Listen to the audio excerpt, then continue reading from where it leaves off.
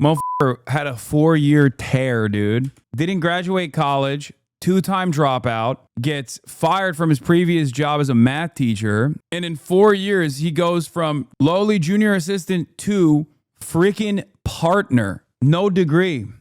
Just a crackpot at doing numbers, I guess. He's just that good.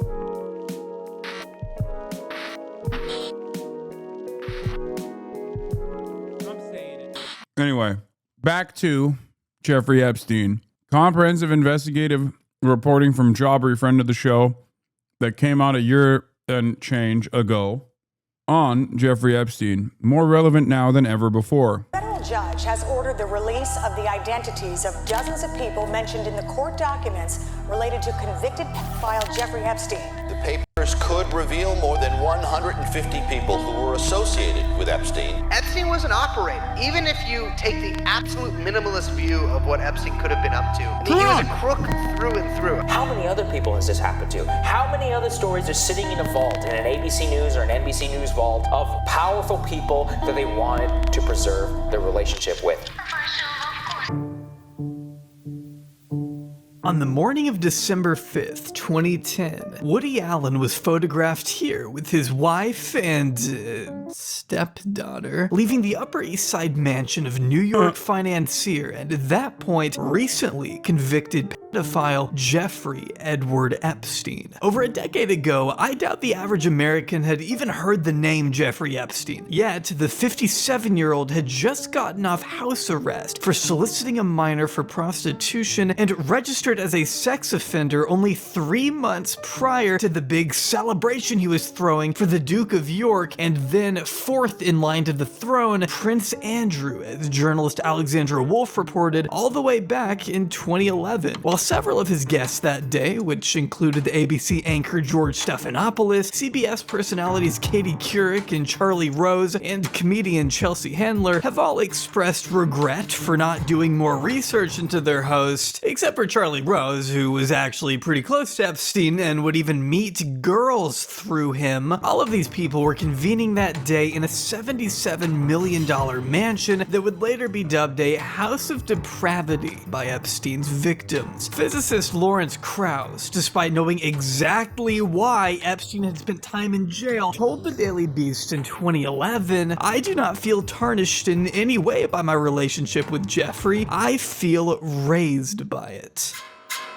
Everyone and their dog is now aware that Jeffrey Epstein had connections in the highest of high places, but the specific nature of those connections has always largely been shrouded in mystery, and that may be by design. These connections include, but of course are not limited to, well-respected scientists, scholars, actors, lawyers, real estate moguls, US presidents, and international leaders from all around the globe. While Prince Andrew's now infamous camaraderie with Epstein made quite the splash in British media 10 years ago, Prince Andrew's ex-wife was given £15,000 by his American friend Jeffrey Epstein to pay off some of her debts. That friend, a convicted sex offender. The American press stayed unusually quiet back then. This Daily Beast article was one exception, but even Wolf herself asks in it why nobody, particularly New York socialites, seemed to know or even care about what Epstein had just admitted to doing in Palm Beach. Remember, this dinner party happened 3 years after Epstein very publicly pled guilty to procuring a minor for sex, and 8 years before he would be arrested again on federal charges of human trafficking, then die under mysterious circumstances that remain the subject of intense debate today, even becoming somewhat of a running joke. Thank you so much, James. Yeah. And remember, Epstein didn't kill himself. Okay, got it. Very clever.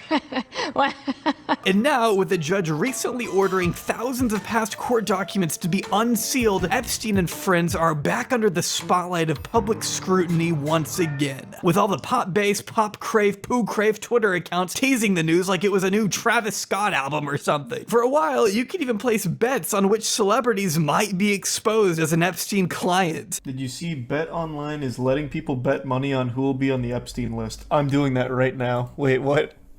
an official betting pool for it. Harvey Weinstein, easy slam dunk. Hillary, probably. Joe Biden, I think he's probably too old. Like, I don't even think he knows what planes are right now. Which is a long way of saying that despite the man himself being long gone, the Epstein saga is anything but over. This story has fascinated and frustrated me for as long as I've been paying attention to it. And the more you dig in, the more questions seem to crop up. It's a complex tale, often mired in conspiracy and littered with political interests. Bill Clinton. Nice guy. Got a lot of problems coming up, in my opinion, with the famous island with Jeffrey Epstein. A lot of problems. My brother in Christ, you were on the plane! This video not only attempts to outline the years-long behavior Epstein and company were said to participate in, it's also about shedding light on what we still don't know, and what we may very well never know. We won't get to everything today, since this is only one part of what will eventually be a 3-part series, but I hope it can at least be a starting point for those not as privy to the timeline of the late trafficker's reign of terror, and those who maintained correspondence with the man even after his guilt became abundantly clear. Everyone now knows the name Jeffrey Epstein, but the question I intend on answering is how it all came to this. Tonight, more newly unsealed court documents just released involving accused sex trafficker Jeffrey Epstein. Tonight, the blast radius from Jeffrey Epstein's reach continues to grow. The accuser in the case did claim that she met the former president on Epstein's private island. Jeffrey Epstein's mansion was a hive of activity today amid uproar over his suicide behind bars. Jeffrey Epstein victims recounted in sworn deposition. First video I ever watched of Tyler Olivero was him unironically swimming to the Jeffrey Epstein mansion, Little St. James Island. Sorry, not the mansion. Swimming to Little St. James Island.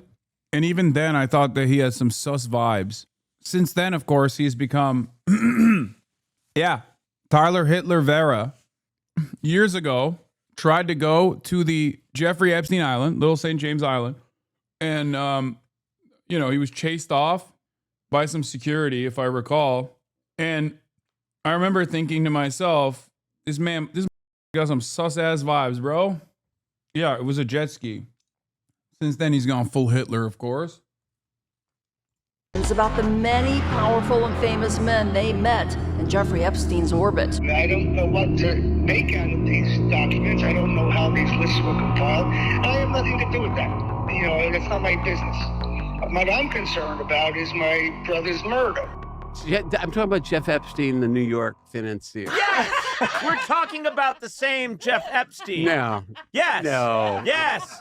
I never heard. Oh, it was a big story in the news. Huge. Jeff Epstein. Yes. I'm pretty sure, with respect, if there was some news about Jeff Epstein, I would have heard. But let's just pause for a moment here and allow today's sponsor, Ground News, to help us understand how Jeffrey Epstein, Jimmy Kimmel, and my mortal enemy as a Cowboys fan, Aaron Rodgers, all wound up in the same sentence recently. See, the Ground News app and website gather related news articles from around the world and provide context about the source of the information for a more accurate understanding of current events. So, it's still Ethical Reacts. It's just, this is a year-old video, so the direct link doesn't work anymore. Like, I suspect. Going to ground.news/Jobbery right now. You can even get 30% off the Vantage plan if you subscribe through my link, which is what I use, or try it for less than $1 this month. Huge thanks again to the wonderful people at Ground News for sponsoring this video and helping us all see through misinformation and media bias.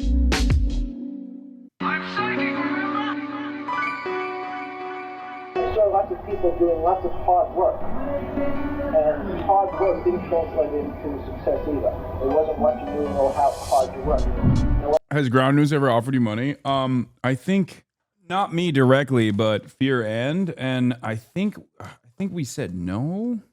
Like, we almost did a Ground News ad, or did we do a Ground News ad on Fear and? I can't remember. I think in the process of, like, I don't know. Don't they list you as unreliable? No, Ground News doesn't list anyone personally. They rely on other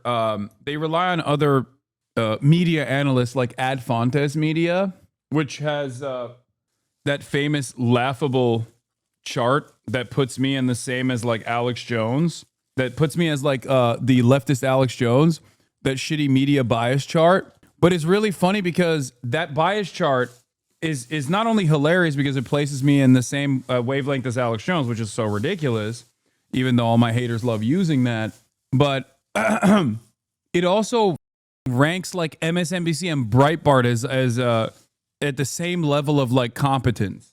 People have not paid attention because they just love being like, oh yeah, this media bias chart shows us on at the same level as Alex Jones, and then they just like don't look at anything else, I guess. But that chart is insane.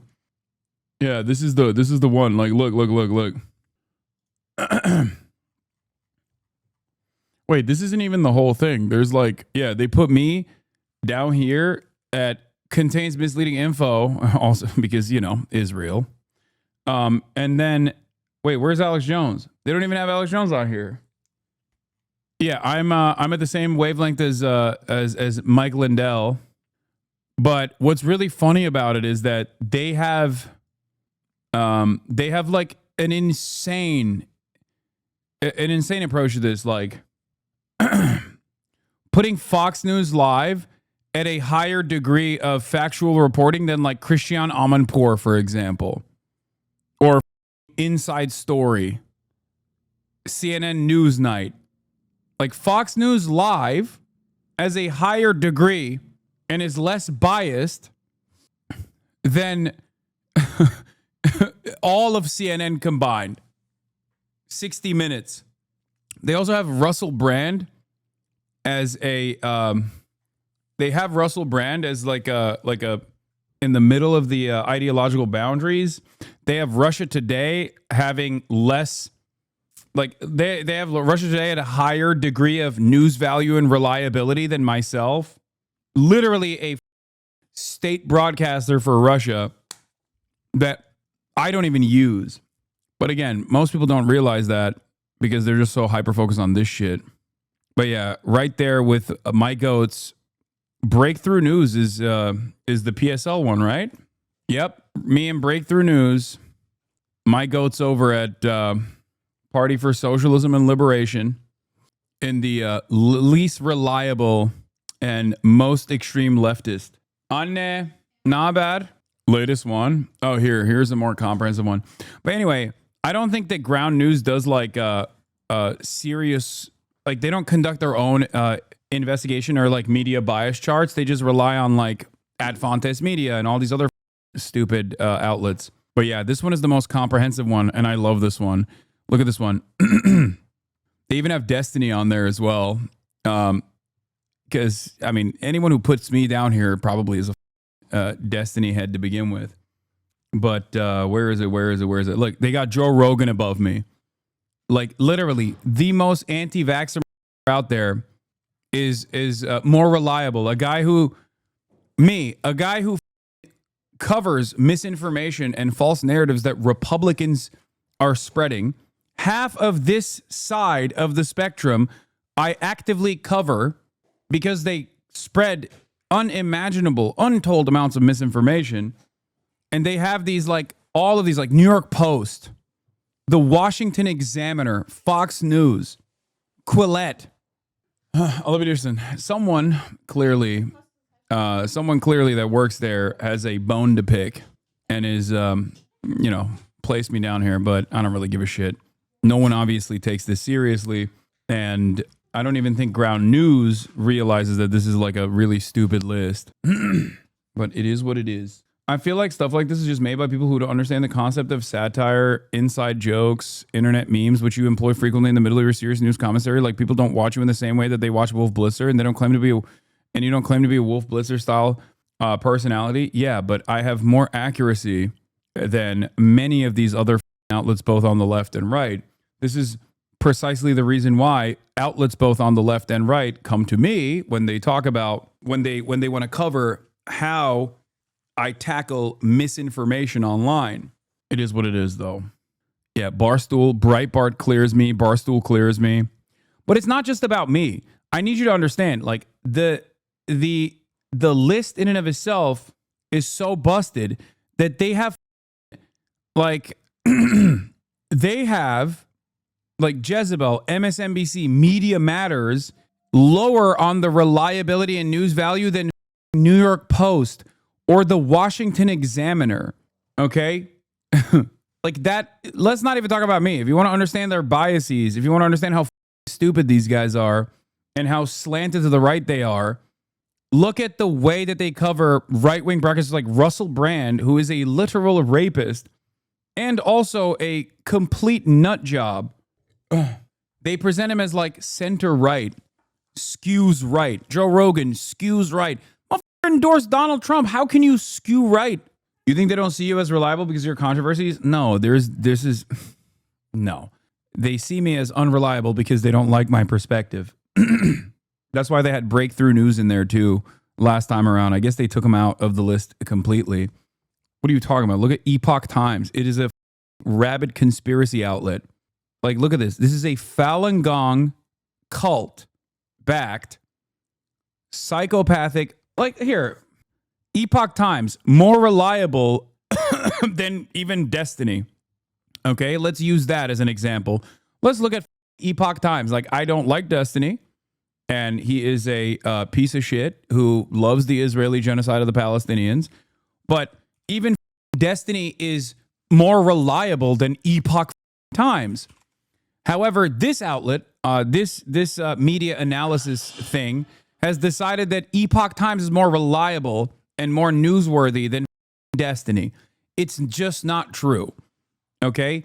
Epoch Times is created by the Falun Gong under mysterious, it's funded in a very mysterious way. It is basically OAN, but Chinese. Americans were subsidizing the world's pharmaceuticals. Satellite pics expose 4 CCP spy stations. How intermittent fasting dietary changes. Big Doge update. $160 billion saved by Doge. Literally a falsehood. Steve Bannon. Trump is waging economic warfare on the Chinese Communist Party. They're also massively anti-vax. It's crazy that they thought that this was like a reasonable outlet that goes into opinion or wide variation in relatability.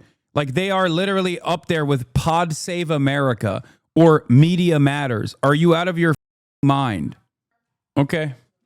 So there's a difference between covering things using your opinion backed by facts and just straight up lying. And this chart puts them in the same category. I know.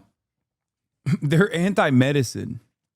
On this list, if this list was like a little bit sincere and wasn't like incredibly slanted on the right, half of these right-wing channels that they have up here would literally be down in the bottom right corner. Okay? Most right-wing outlets, all the way from the most mainstream, like Fox News, down to the Ben Shapiro's of the world and the BillO'Reilly.coms of the world and the Hannity broadcasts, all the way to Candace Owens, would be in the unreliable, contains misleading info and contains inaccurate, fabricated information side of things. It's ironic because the media bias chart, or Ad Fontes Media that uses the media bias chart, is basically my job. Like, my job is to show you the biases that many media outlets have, regardless of their supposed independence, right? Like, that is literally what I do professionally. So, of course, they maybe see me as market competition and have put me down here. But luckily for us, no one really cares about this, even though Ground News does use it amongst many other media bias charts in their reliability and bias metrics. And one of the lots of it, in fact, turned out to be not necessarily who you knew, but who you came in contact with. One of the most robust biographies of Jeffrey Epstein we have was written by his own legal defense team following his initial indictment in Palm Beach, handed over to state prosecutors in 2007 by one of Epstein's lawyers, who also made sure to attach a smug, handwritten note that read, "Enjoy some fun reading on your defendant." Obtained in 2019 by the Palm Beach Post, the generous wording of this thing should be entirely expected. I mean, it was written by his defense team after all. It glowingly recounts all the times Epstein lent a helping hand to the people around him, and includes testimonies of former girlfriends Eva Anderson and Ghislaine Maxwell. Being sure to mention that the reason Epstein has shied away from becoming a parent is because the demands of his business would not allow him the kind of time and presence needed to be a good parent. I'm sure that's what it is. To back up a little here, it also notes that Epstein was born in Coney Island, Brooklyn, New York in January 1953. Jeffrey and his younger brother Mark were raised in a middle-class environment by their two parents. If you click on the outlets, it breaks down the article by rating, and it rates things like factual reporting on global warming as leans left. That's funny.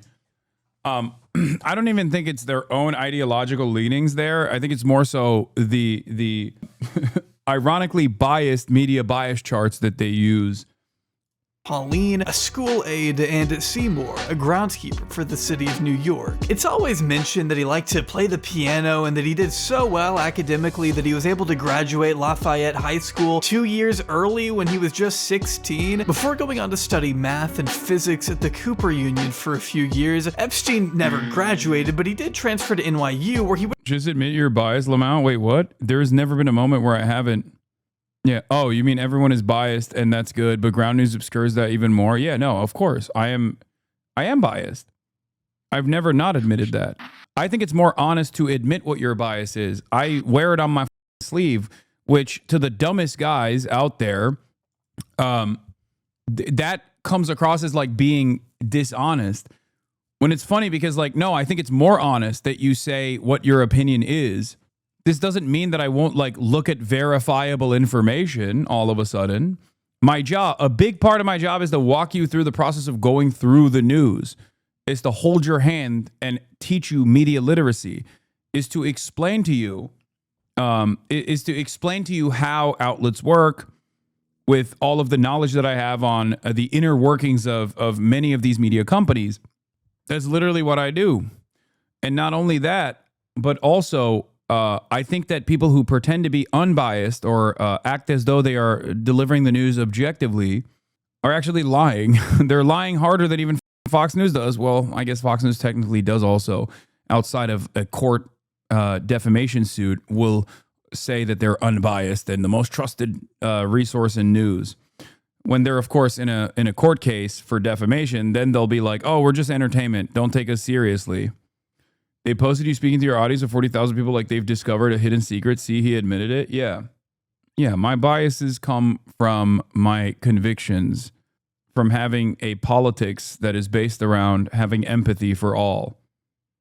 But also not graduate. So the natural question becomes, how did a two-time college dropout get a job teaching math at the prestigious Dalton School the same year he left NYU behind? After all, the Dalton schools produced a number of notable alumni, including Chevy Chase, Anderson Cooper, Sean Ono Lennon, and specifically while Epstein was there, Prudence Murdoch, daughter of Fox News founder Rupert Murdoch, and actress Jennifer Grey, according to NPR. The New York Times reports that the school's headmaster at the time Epstein was hired was Donald Barr, who, fun fact, is the father of William Barr, the U.S. Attorney General under Trump, who you may know for being in charge of the DOJ when Epstein died in custody decades later, which is just one of the many strange tidbits we'll see throughout this story, like the fact that Donald Barr once wrote a book called Space Relations, about a planet ruled by oligarchs who engage in child sex slavery. So glad that's something I know, and now so do you. As former Dalton social studies teacher Susan Semel told The Times, Barr was explicitly looking to hire teachers with less conventional backgrounds in the field. And while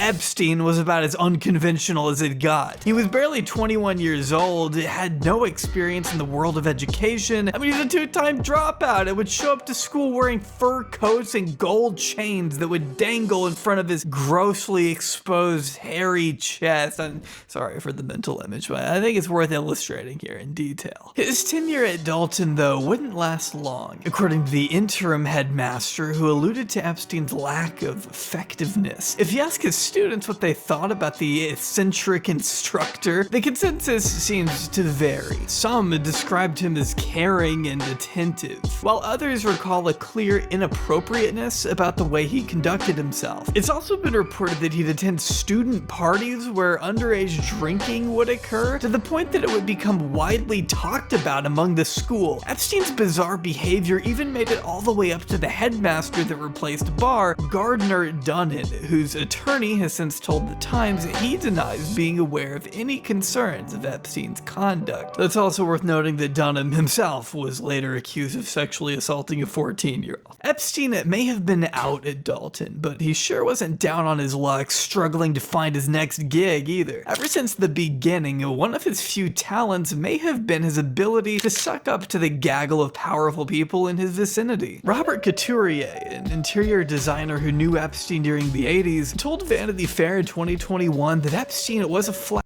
Wait, I have a friend that I recommend you to watch, and his response was, I don't like Hasan. I watched a couple of YouTube essays about him, and I don't like how he speaks in absolutes, like he's always right, especially when he's wrong about Ukraine and Russia.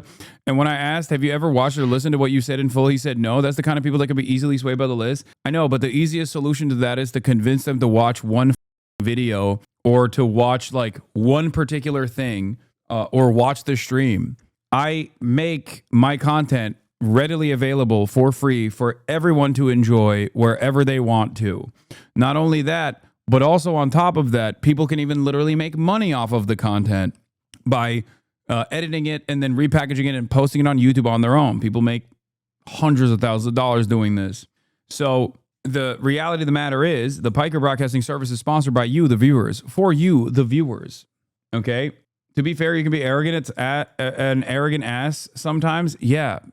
If it's something as severe as like a ongoing ethnic cleansing campaign that is unfolding in broad daylight, and someone is coming in and being a douchebag about it and wearing their sociopathy like a mark of courage, then yeah, there are times when I just pop off. But having said that, you said some pretty sus stuff yesterday about black people. Yeah, like I said, black people cannot escape white supremacy.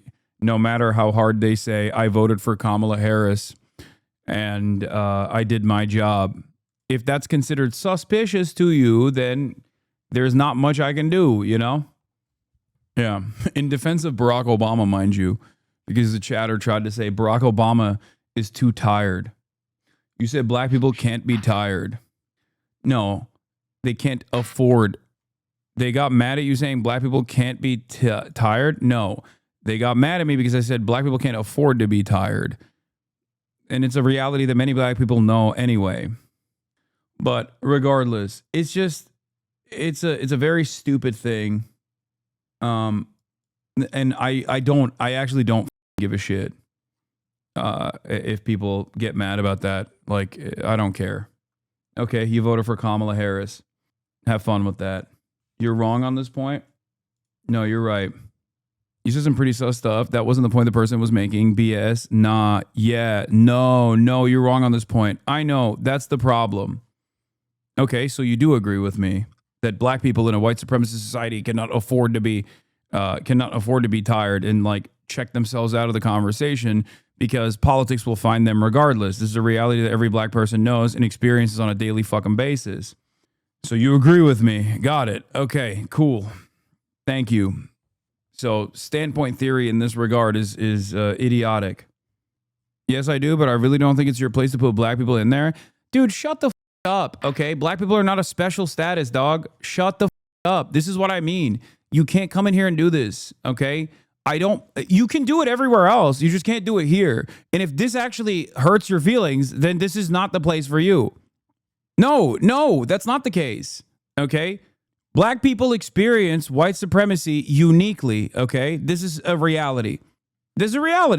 But having said that, there is no world where you can come in here and be like, no, you don't understand. Like when you're talking about solidarity, black people have every right to say we're no longer a part of this political conversation because you're not white. Saying that doesn't turn you into a white woman. You know what I mean?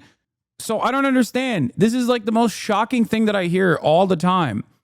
You may never understand what it feels like to be black and tired, so shut the f up. I don't care. I don't care. I don't care. I don't know why. I don't care. I don't know why you don't understand this. Okay? This is my point. It's not like there is no rad lib shit here that works. Okay? I don't care. Lock up Obama. That's not my point. Point is, who are you to tell black people they can't be tired? Oh my God. Oh my God. Oh my God. Every single time this conversation comes up. Every single time this conversation comes up. I try to get some black people to tune into your show. They all told me you're racist. Now I see why. Yes, because I'm racist. Because I'm racist enough to acknowledge that white supremacy will never let go of undermining black people. So simply saying I voted for Kamala Harris, it's time for me to stand down when all of these untold atrocities are happening is a stupid position that wine moms can entertain. Liberal white wine moms can entertain that position, but black people can't because politics will find them regardless. It is an accurate reflection of white supremacy and how it is experienced. What do you mean? Hearing it from a white guy like me doesn't change the veracity of the statements, okay? Shut the up. Jesus Christ.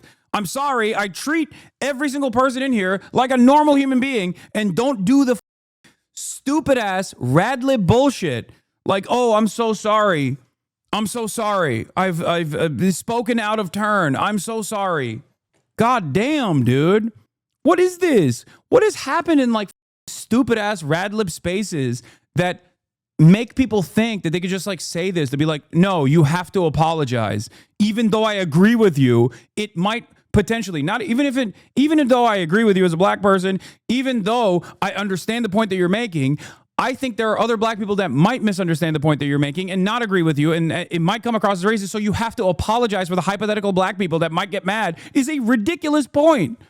Don't you perhaps think that I, at least, although I am white, as a Muslim dude, consistently advocating for Palestine, have heard this same exact song and dance a million times over from Jewish advocacy groups that are seemingly only interested in Israel's defense? Don't you think that this kind of standpoint theory is just idiotic record behavior that I obviously will not entertain because I care more about building a class first solidarity movement rather than entertaining some dumb psyop shit where I have to tell people, no, actually, it's okay. God damn. Yes, debate worked. But it's important. This is an important conversation to have. It's an important conversation to have because I think people constantly do this. I don't even know if I would call that person a rad lib. We banned them before for saying Hasan Piker is funny. They're just a little worm trying to stir shit up and it's worked. Oh, it was rage bait. They were just trying to piss you off and get a clip. Comparing your white passing ass to black America is insane. Joke. Yeah, it is insane because I didn't do that. Dumb. I didn't do that. You're just hallucinating. I'm saying that the required standpoint theory infantilization is identical from Jewish advocacy groups that are simply only invested in defending Israel. This is the problem. As soon as the word black comes into the equation, there are chatters who just shut off every part of their brain and go, oh, this is a white supremacist doing Ku Klux Klan theory while I'm in the process of talking about systemic white supremacy. Anyway, it's stupid. The reason why I always take this bait, by the way, so you're comparing yourself, lol, I don't think you're racist at all, by the way. Well,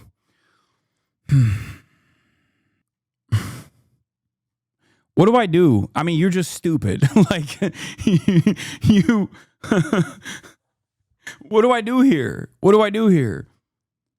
I just told you, I'm comparing the experience I get from people that are offering cynical criticisms, which you are doing right now as a white person, okay? I'm comparing two different groups, two different communities, that experience varying degrees of marginalization. Obviously, black people's marginalization is far, far more spectacular than the discrimination that Jewish people experience in America. Okay, something that I've talked about quite frequently, as a matter of fact. I'm comparing those two conversations. Okay, I'm not saying my experience is identical to a black person or I can understand what a black person goes through. Shut the up. I'm sorry. It is at a certain point, it's your fault. It's not mine. What am I supposed to do? I've explained it to you in good faith. And even in that process, it still doesn't matter. You go, well, you just described it to me, but honestly, I don't even think you're racist. I just wanted to piss you off. Anyway, okay, my bad. That's what it sounded like to me. I know. I'm a closet drama frog. Just FYI, there have been marching orders about this kind of thing in a specific Discord server. Oh, my Lord. I think I entered yesterday's VOD on this exact same topic. You so consistently butcher the messaging on this issue. Your point is correct, but this will never translate in the way that you're approaching it. No, I don't, because I don't care. I don't think you understand. I don't care. I don't care. I cannot stress this enough. Anyone that comes in here and says, hey, sorry, gonna sit this one out because I'm trans, or hey, sorry, gonna sit this one out because I'm black. Hey, sorry, gonna sit this one out because I'm Hispanic. Okay, shut the up. That's it. That's the same point that I make every single time. That's it. Sit it out. Shut the up. And if you get up in your feelings about it and you want someone to baby you and say, no, you're right, actually. You're right. Like you're totally right to performatively come in here and talk about how you shouldn't have you shouldn't fight back against different forms of oppression or whatever. Okay, you're going to get yelled at. That's it. It's just so stupid. Because guess what? You could just sit this one out by shutting the up, But you don't want to just shut the up. You want to be able to say you're sitting this one out, and you want everyone to go, "Oh my God, I totally understand where you're coming from. I hope you're okay." Now let's get back to the starving children that are being brutalized by our tax dollars. But thank you. I acknowledge your pain. You want me to do NPR style hyper woke nonsense, okay? I don't do that. I'm going to treat you like a normal human being. I'm going to treat you with dignity. I'm going to treat you with respect. And if you say some dumb shit, I'm going to tell you you're dumb. Your background does not change this reality. And guess what? The overwhelming majority of Americans also operate with this same boundary, okay? Normal people in the real world also operate like this. There's no holding space. I just got in, but if that's what the convo is about, I agree. Some black people want permission to check out, and it's dumb for sure. I know. It's just so stupid because the same forces that are doing untold amounts of white supremacist violence to the Palestinian population are the ones who are training the local police departments to do very same methods of surveillance, kettling, corralling, and also death and destruction for the black community. They're collaborating. You can't sit it out. It's that simple, okay? They're collaborating at the international level. They're incredibly well funded. You can't just sit this one out. It doesn't work that way. It's idiotic. It's especially idiotic if a black person is saying this, because white supremacy puts the crosshairs on black people first and foremost. It is the primary crosshairs. It's never changed throughout the inception of the American state. Half of the founding fathers were slave owners. What the are we doing? There's no sitting it out. You know what I mean? Just voting for Kamala Harris is not changing anything. The real reason why you're upset is because I'm saying voting for Kamala Harris or Barack Obama is not actually detangling white supremacy. And you don't want to hear that from a white guy, and it hurts your feelings. That's it. So instead of trying to re-examine why you said this, and what kind of recognition you want from someone like myself, you have to immediately go, this is just like every other white person. He's being insensitive to black plight. Ironically enough, I'm talking about white supremacist structural forms of violence while you're in the process of saying, no, you must be a white supremacist for being insensitive about black plight. No, I'm not. That's it. It started when black people are tired, therefore Obama doesn't have to say anything about genocide. Yeah, I know. This is how it started too. The conversation started because black people are tired. Obama's a black person. As a black person, Obama doesn't have to say anything about genocide because black people are tired. Ridiculous. It's like mostly boomer, Gen X, older, millennial shit too. It's like you don't hear that from any other demographic. It's just people who want permission for saying that they want permission and acknowledgement for all the struggles that they've engaged in. And it's a totally bad faith. But of course, because it's a messy conversation and it's one that I'm willing to entertain and it's one that really pisses me off, that it's so clippable, and then people will clip it and posterize it all over the internet to be like, Hasan hates black people. Okay, dude. Well, it's up to you to also do a little bit of media scrutiny and look at, I don't know, any other thing that account has posted, you know? Because I'm willing to bet 3 videos down the line, they're probably calling black people the N-word because those are my enemies. Those are my ideological enemies who want to disparage me for the reasons that I ironically am talking about, which is the exact opposite of the way that people try to present me. With a woman named Leon Koppel telling the Miami Herald to give Jeff credit. He knew how to woo people, how to schmooze, and she would know her father Ace Greenberg is the one who gave Epstein a job at Bear Stearns, a now failed investment bank on Wall Street. Greenberg, Bear Stearns chairman who was reportedly introduced to Epstein through Dalton, was clearly fascinated in the young teacher and saw great potential for him in the economic world despite his lack of experience in, well, anything that wasn't sniffing the farts of the most powerful people in the room. Something I find odd is that Epstein miraculously kept finding himself in these highly desirable job positions when he was less than qualified to fulfill them. He was a lackluster candidate at best, yet he was still, for some reason, being paid by billionaires like Leon Black extraordinarily well, better than most money managers would have been getting paid, in fact. Begging the question, what exactly made Epstein so uniquely appealing to these people? I mean, they could have hired anyone in the world to do a better job for a way lower rate. It doesn't make sense. But Black and Greenberg weren't the only fans of the underqualified 20-something. Even the future CEO of Bear Stearns, James Kane, was happy to take Epstein under his wing during his time at the firm, as Time magazine reported that Epstein worked his way up from a lowly junior assistant to a floor trader before becoming a limited partner in 1980. The same crazy. year, Cosmopolitan had a 4-year tear, dude. 4-year tear. Didn't graduate college, 2-time dropout, gets fired from his previous job as a math teacher. He's being weird. And in 4 years, he goes from junior assistant, lowly junior assistant, to freaking partner. No degree.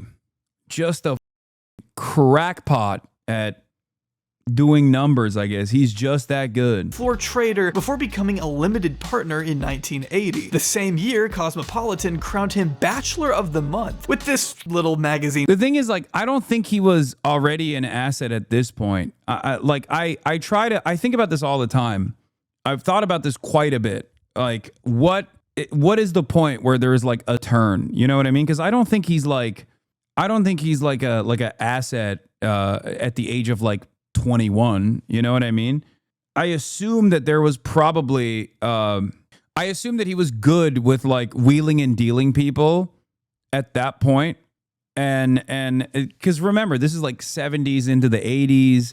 So this is like still at the end of like the firm handshake era, as I like to call it. Because like your parents will say like, back in my day, you used to get a job when you gave a firm handshake and then you could have a house. Like, so I think in that era, if you were like even a little bit interesting and could yap, you could elevate fairly fast, maybe. Or maybe he was like a sleazeball that was willing to do things that others weren't, you know? Oh, yeah, gray bars are back. snippet that claimed the 27-year-old talks only to people who make over $1 million a year. If you're a cute Texas girl, write this New York dynamo at 55 Water Street. All I can hope now is that no Texas girl actually did that. He left the next year to start his own thing, but continued trading with Bear Stearns until their collapse in 2008. Around the time Epstein was experiencing somewhat of a collapse of his own, but don't worry, he'd still have plenty of ways to move massive hordes of money around all the way up until his death. But let's just put all of that to the side for a second. First, talk about one of Epstein's more lucrative connections he made up until this point. A peculiar little character by the name of Les Wexner, whose real-time net worth hovers around a humble $6 billion, is the 86-year-old founder of a global retailing empire. Launching the clothing company The Limited all the way back in 1963, Wexner went on to make a series of business acquisitions that allowed his influence to expand exponentially over the following decades. He acquired Victoria's Secret in 1982, Abercrombie & Fitch in 1988, Bath & Body Works in 1990, and by 2003, Fortune magazine considered Limited Brands the most admired specialty retailer in the world. And at that point in time, Wexner's financial manager was none other than Jeffrey Epstein. His ties to Columbus native Wexner have been brought into the national spotlight. The genesis of Epstein and Wexner's decades-long close friendship is somewhat of a debate due in part to how murky Epstein's life became after leaving Bear Stearns, but also thanks to Epstein's conflicting answers as to which year the two buddies officially met. First bragging about the investment advice he gave to Wexner in 1986, only to seemingly backtrack and say he didn't begin advising him until 1989, actually. Regardless, Wexner didn't shy away from describing to Vanity Fair just how close the two were, calling Epstein very smart with a combination of excellent judgment and unusually high standards. Whatever that means. But then again, this was his, quote, most loyal friend, at least in 2003. And I know you may be wondering, hey, this was years before Jeffrey Epstein got publicly exposed as a serial sex trafficker, so is it really that fair to criticize the guy if he didn't know Epstein was bad until at least 2008? And I might agree with that, if Wexner hadn't been so personally involved with the man to the point where Epstein reportedly told a friend that Wexner knows everything about me. He knows every experience I've had. With Vanity Fair also noting that Wexner was warned hundreds of times by Robert Meister, who originally introduced the two men, to drop Epstein after learning about his sexual proclivities before. Soon after introducing Wexner and Epstein, Meister started hearing disturbing stories about Epstein's sexual proclivities. Think of whatever the worst thing anyone can do is, and Epstein did them all, Meister said. The breaking point came when Epstein showed up unannounced at Meister's Park Avenue apartment with 5 models for Meister's sexual entertainment. Epstein thought he was bringing me a gift, Meister recalled. I told him, get the f*** out, and I never want to see you again. 2008. But it wasn't just Meister sounding... Okay, the fact that he just like immediately rolled up with 5 girls means that at that point, he's just like, he's straight up doing this, right? So I assume that this is something that he consistently did, just like either through coercion, persuasion. At a certain point, the persuasion turned into coercion, obviously, but maybe at first he was doing this through persuasion, and then that's how he was elevating himself, because he was like known as like maybe a party guy amongst the Bear Stearns crowd or whatever. And then eventually it got to a point where he was basically doing this for as an intelligence asset. You know what I mean? The alarm bells. Harold Levin and Jerry Merritt, who both worked for Wexner, told Vanity Fair they too warned their boss of Epstein's shadiness. Yet, despite it all, to this day, Wexner denies knowing anything about his former best friend's criminal behavior, telling employees he was never aware of the illegal activity and would never have guessed that a person I employed more than a decade ago could have caused such pain to so many people, even though he would have known done exactly that. In fact, I find it basically impossible for Wexner to not know that his, quote, most loyal friend had been going around and lying to women about his relationship with Victoria's Secret by falsely labeling himself a modeling recruiter, according to one police report, which also included the claim that Epstein had groped model Alicia Arden in 1997. And that's not to mention when a year prior, an artist named Maria Farmer reached out to authorities claiming Epstein had assaulted her while working on Wexner's Ohio property. She filed a police report, but somehow Wexner never caught wind of any of that, I guess, and didn't cut ties until 18 months after charges were brought against Epstein in Palm Beach. In fact, Epstein not only remained Wexner's power of attorney for almost 2 decades, he also served as a trustee on the board of the Wexner Foundation, oversaw the construction of his super yacht, and even drafted a prenup for Wexner and his wife. And if that wasn't enough, Wexner would reportedly sell Epstein a Boeing 727 for $10 million in 2000, and also allow Epstein to take possession of his multi-million-dollar Upper East Side mansion for the low price of free, which is a long way. Yeah, I mean, Les Wexner is like the guy that gave him the unlimited amount of power, finances. Like, he is one of the primary responsible parties here. And that is the reason why people think that they had a potential romantic involvement, potential romantic relationship. E.T. owns your ass? Extraterrestrial? Like the alien? What? What does that even mean? Entertainment Tonight? I don't even understand what these guys... Sometimes people come in here and try to own me, I guess. But then in the process, they just... Epstein was not a pedophile. He was an ephebophile, which isn't even illegal in most countries outside the U.S. You're completely normal, actually. Brother, you are the least normal person on the planet. I promise you. What the The only difference, the people that say actually it's ephebophilia are basically saying there are minors that they would choose to okay?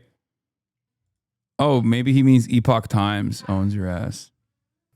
That's all you're saying. Gaia, place. Thanks, Mom. The Daily Bugle owns you. Saying that there's a special place in the afterlife for Mr. Wexner.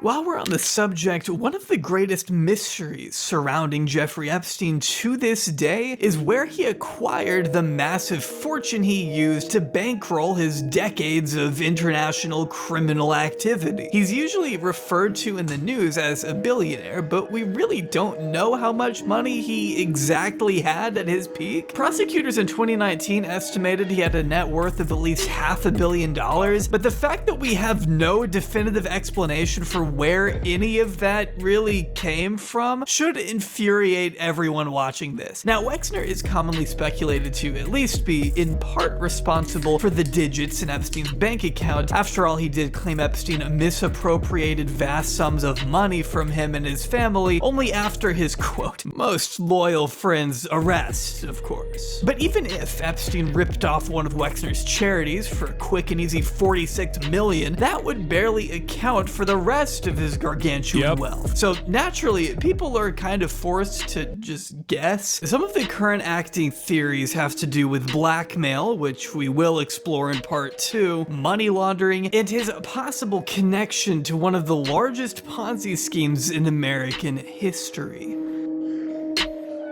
There's a little gap in the resume we've discussed so far. After working for Bear Stearns and before becoming Les Wexner's appointed hatchet man, Epstein began his own consulting firm, working as a bounty hunter in his own words to help clients recover stolen money, which further brought him into contact with some very rich individuals, claiming he wouldn't do business with anyone not a billionaire, even brushing elbows with members of international governments, as Vanity Fair wrote in that 2003 article. Maybe this is is why law enforcement discovered a mysterious passport after a raid on his home in 2019, which exhibited Epstein's image next to a fake name and a noted place of residence in Saudi Arabia.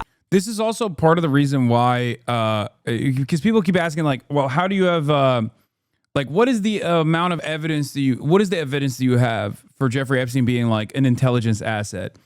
Numerous passports, a local residence in Riyadh, affiliations with other known heads of intelligence agencies. So alongside, of course, you know, prime ministers and numerous heads of state.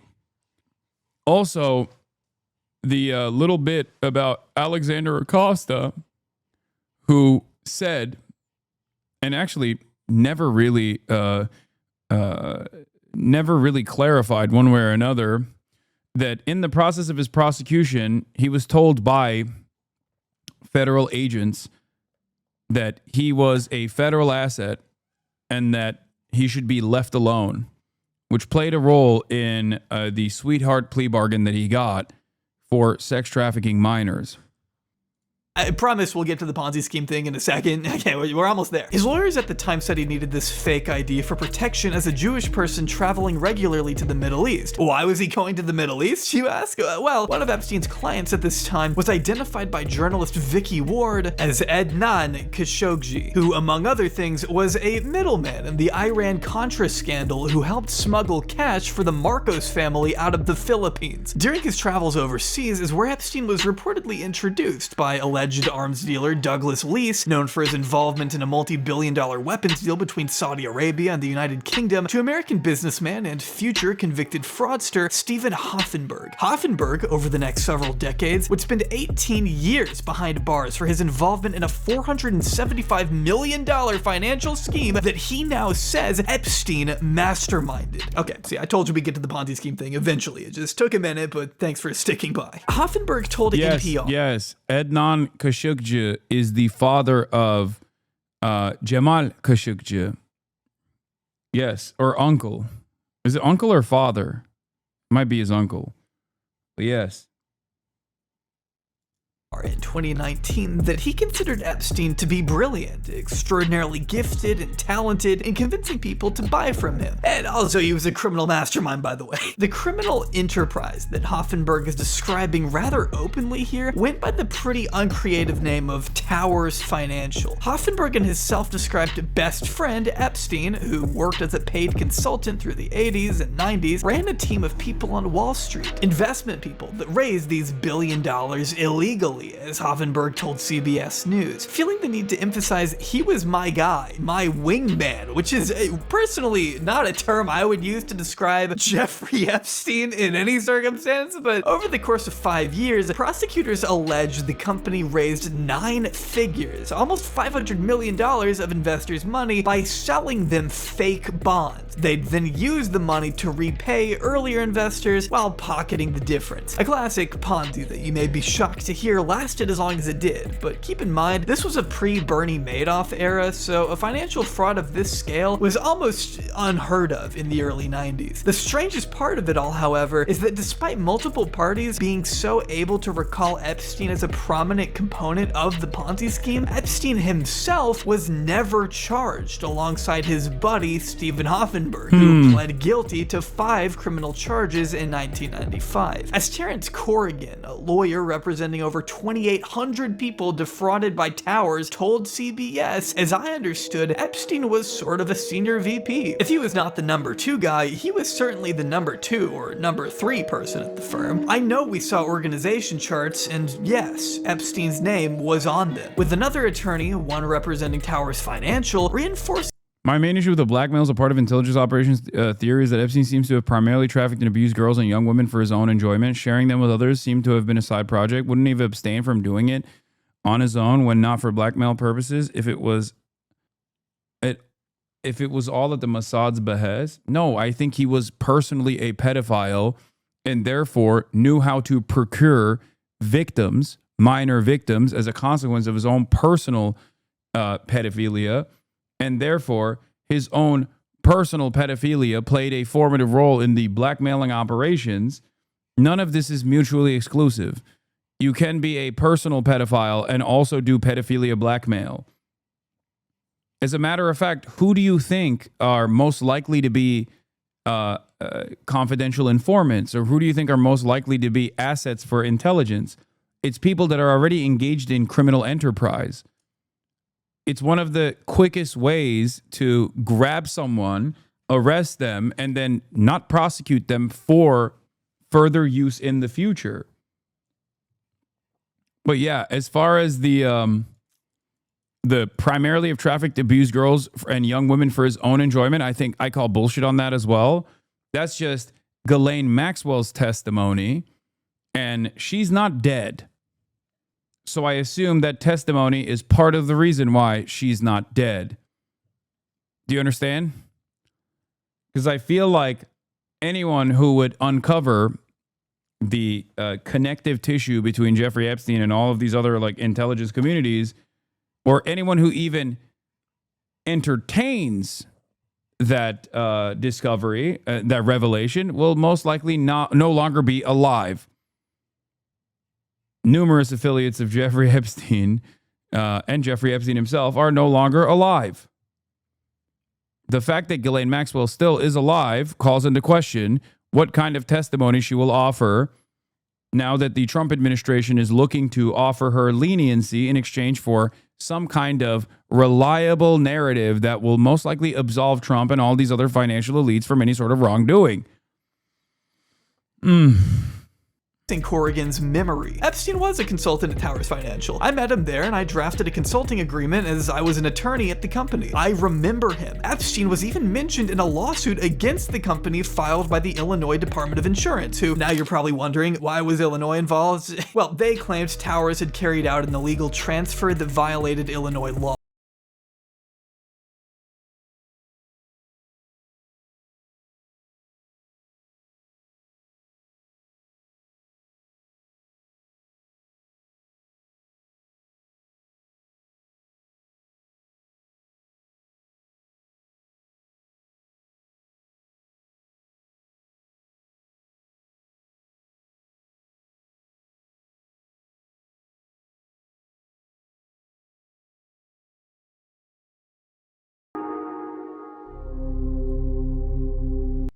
Also, if there's people also say, oh, well, what about if Ghislaine Maxwell has a dead man switch and that's why she hasn't been killed? I think if there was someone who was most likely had a dead man switch, it would be Jeffrey Epstein. So the fact that no information has been uncovered since his untimely demise, I suspect that the real reason why Ghislaine Maxwell is alive and kicking is because people know that she is reliable and won't tell the truth. What's a dead man switch? Come on, guys. A dead man switch. Like when you die, it's like timed. It's like timed release of information, compromising information. Oftentimes, it's not a literal switch that you hit when you're dying, but instead, it's something that you have to consistently log into to show that you are alive. Yeah, it's either a third party that would reveal information, or like if you want to leave matters into your own hands, like most likely something that you would have to routinely check in to make sure that it doesn't actually reveal information. It's not like literally a switch. It's just like a protocol. Here's why Ghislaine Maxwell was charged with perjury. One of the claims that she was not aware that Epstein had sex with anyone else, which she repeated when asked again. Maxwell was charged with perjury based on an answer she gave in a 2016 deposition regarding Epstein's alleged abuse and her own complicity. The indictment against her cited multiple comments she made denying any knowledge of Epstein's alleged abuse. When asked if Epstein had a scheme to recruit underage girls for sexual massages, she responded, "I don't know what you're talking about," for instance. And she said she was not aware of anybody that I interacted with at Epstein's properties being underage other than a plaintiff involved in a civil lawsuit. Maxwell also testified under oath she was not aware of any sex toys or devices being used at Epstein's properties, and that she had never personally given Epstein or any of his victims a massage, which is interesting to say because there's literal photographic evidence for, one, the sexual toys in all of Jeffrey Epstein's properties, including Ghislaine Maxwell giving a massage to Jeffrey Epstein on the plane. The image lives in my mind. A foot massage specifically. She also claims she was unaware of Epstein engaging in sexual activities with anyone besides herself and two women she and Epstein had a three-way sexual activities with, saying in her deposition, I wasn't aware that he was having sexual activities with anyone when I was visiting him other than myself. When asked again by attorneys to confirm that her testimony was that she was not aware of Epstein having any other sexual partners, Maxwell doubled down, saying that that is my testimony. That is correct. Her statements conflict with charges in the indictment that Maxwell was later convicted on, which alleged Maxwell conducted massages and was present for and participated in the abuse of minor victims, among other allegations. Maxwell got the perjury charges severed, which would require a separate trial. DOJ eventually dropped the charges to avoid re-traumatizing the victims. I think it's also awfully suspicious that Ghislaine Maxwell has not been further scrutinized for her involvement beyond the charges that she took and is serving a prison sentence over. That's another thing. Ghislaine Maxwell's attorney, David Oscar Marcus, on her meeting with Deputy Attorney General Todd Blanche, looking forward to another productive day. Ghislaine honestly answered every question that Mr. Blanche asked, and she will continue to do so. We are grateful that the government is trying to uncover the truth. They have never before spoken with her, so we trust the process. Apparently, she had boxes and boxes of material. This is video of Maxwell returning to prison after meeting with Trump's Deputy Attorney General, and you can see her there carrying a box of material. Meeting with Trump's Deputy Attorney General, and you can see her there. Actually, if you look closely, I just don't trust this admin at all, especially after the way that Donald Trump has talked about this issue, especially the way that Donald Trump has talked about Ghislaine Maxwell specifically. I just do not trust them at all. Why the does she have a box of materials? Why is she not immediately deposed, for example? Why is she having closed-door meetings with Trump's lawyer? she's carrying a box of material. Now, Maxwell's attorney says she was forthcoming with every question that Trump's team threw at her today. This is video of Maxwell returning to prison just moments after meeting with. I think they're coaching her. I think her testimony is going to be entirely fabricated. And given that we don't have access to the actual information that was uncovered during the trial, a lot of the information that was redacted, we have no way of knowing. The public has no way of matching her testimony to the information that was discovered in the trial that was heavily redacted, also in the trial. So even if she were to turn around and be like, oh, well, Trump was certainly infallible here. I mean, he was morally uncorruptible. He's never been around young women ever, especially given that she is an unreliable narrator to begin with. She committed perjury before in depositions.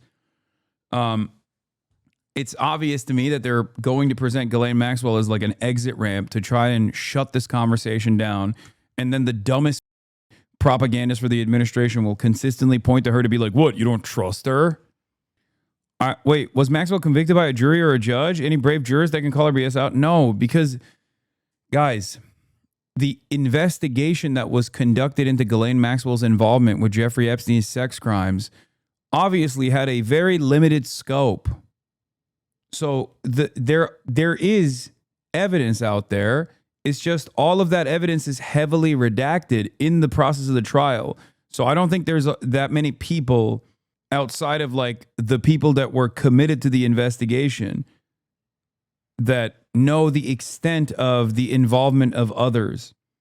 In a situation like this, there is a finite amount of people that you can have involved. Because the moment that you have 10 people, 20 people, 30 people, now you have all of their immediate family members and other people that you could leak these secrets to. It all of a sudden becomes a much more difficult, it becomes too difficult to keep a secret. Like the moon landing. People say it's a conspiracy. It's literally impossible for the moon landing to have been staged, given the number of people that would have had to participate in the production. It would be literally impossible. Do you understand? So in this investigation, like there's a court trial, there's a court process, but all of the information that the jury saw, all the information that like even my friends that were in that courtroom writing about the process in and of itself, like they had very limited information. All of that information is basically public knowledge at this point. Yeah, here is it's a fake. Here is Ghislaine Maxwell. Prince Andrew picture of Virginia Jeffrey is fake. I don't believe it's real for a second. In fact, I'm sure it's not. There's never been an original. And further, there's no photograph. Right? And I've only ever seen a photocopy of it. I don't believe it happened. And it's certainly the way as described would have been impossible. I don't have it. Yeah. So I think that should give you a little bit of insight into how she is most likely going to operate. Do you see what I'm saying? Any memory of going to tramp? Certainly not in the outfit that I would have worn. I like that her personal anecdote about why this is most likely fake is the same as Prince Andrew. I would never wear that. That's not my pedophilia outfit. Both British, by the way. That's literally what Prince Andrew said. That's what Prince Andrew said. Prince Andrew, about that photo, was like, well, this is not real. This is not my pedophilia outfit. And I, of course, can't sweat. I physically cannot sweat due to a grave injury that I got in the Falklands. It could not have been me. So without gaining access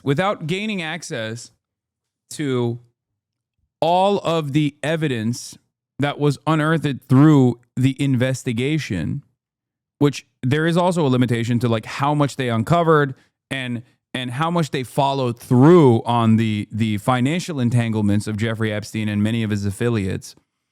I suspect that they didn't like I suspect that whoever was conducting this investigation didn't follow it too closely, right? There's a certain point where you stop, especially if this is an intelligence asset. So there's evidence out there that is heavily redacted. So there is nothing to match her testimony against either. So this will be kept within the limited confines of what we already know because this court process took place already. She's already convicted and behind bars. Do you see what I mean? At that point, her firsthand testimony, because it's not a real deposition, has nothing to match up against.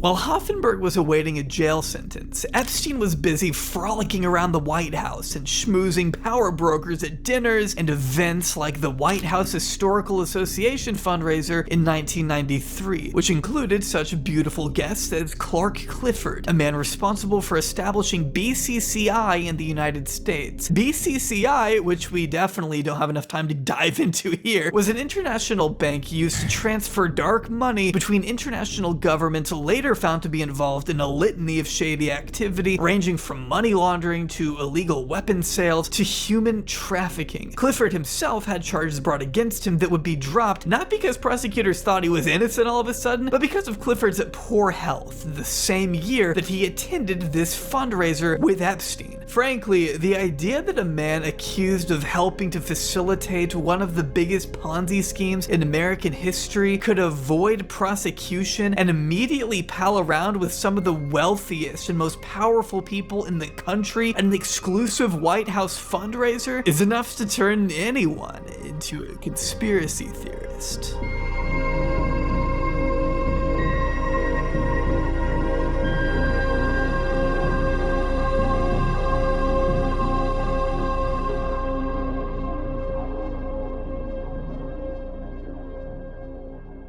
Other than that 2003 Vanity Fair puff piece and a glowing profile in New York Magazine that we will get to in a bit, Epstein had lived much of his life in the shadows since the early 80s, making it all the more tricky for investigators and journalists to track his elusive movements. A lot of the insight we now know is thanks to Miami Herald journalist Julie K. Brown, who presents an extremely comprehensive timeline of events in her excellent book Perversion of Justice. Justice, which I read in preparation for this video and would recommend to anyone looking to learn more about the Epstein story. Brown, who has covered the story extensively for years now, writes that the earliest instances of Epstein's sex crimes I do have the BCCI hat from Chapo. I wear it from time to time. Against minors date back to the mid-90s, when, at a Michigan summer camp in 1994, he and his then girlfriend Ghislaine approached a 13-year-old child. According to the Daily Mail article Brown cites here, the anonymous girl's mother says she looked even younger than she was. Then, years later, when Ghislaine's trial was underway in 2021, one of the lawyers representing the now convicted trafficker wrote this young victim's story off as the result of her own conduct, and that the girl had voluntarily or negligently assumed a known risk, consenting to the abuse. A 13-year-old. Dude, defense attorneys are such nasty little freaks. I mean, straight up. That's what you gotta do if you're defending a pedophile, an internationally known criminal pedophile. If that is your client, this is the type of shit you do. Isn't that insane?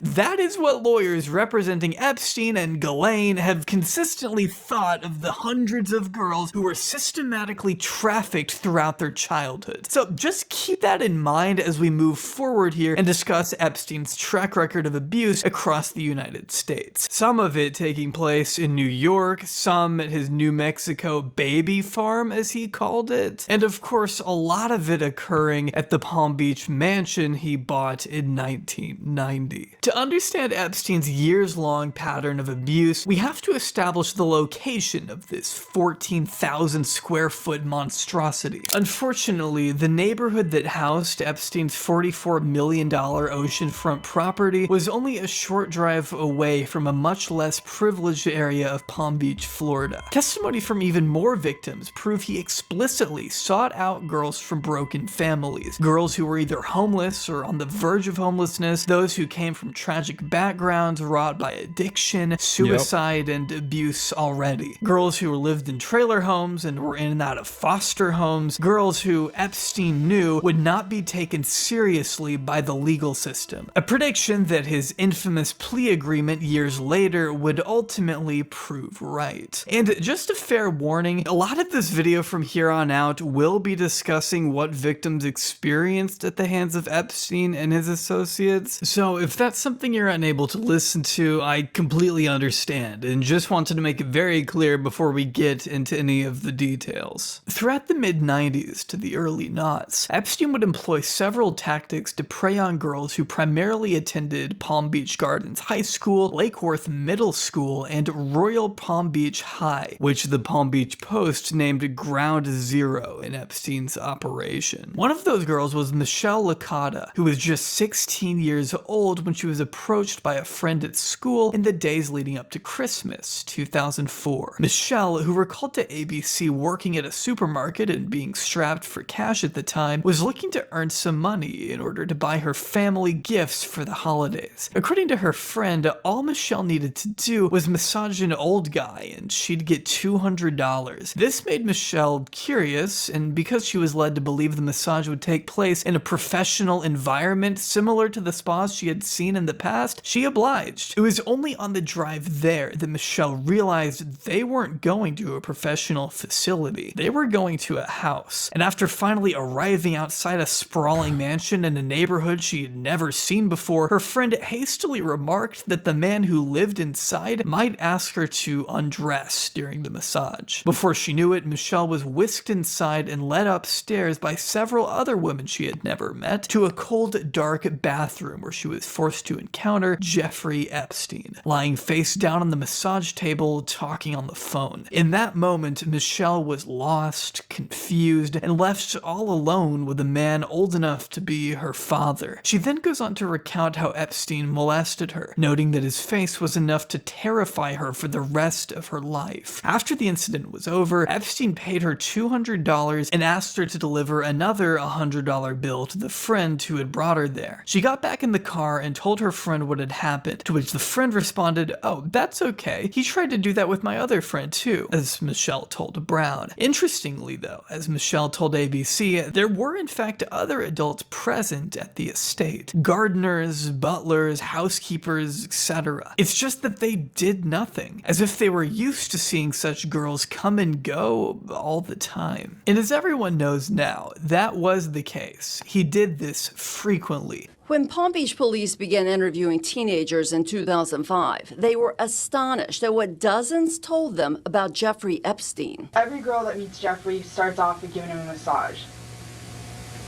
The more you do with him, the more you make. Basically, if you take off your clothes, you're gonna make more.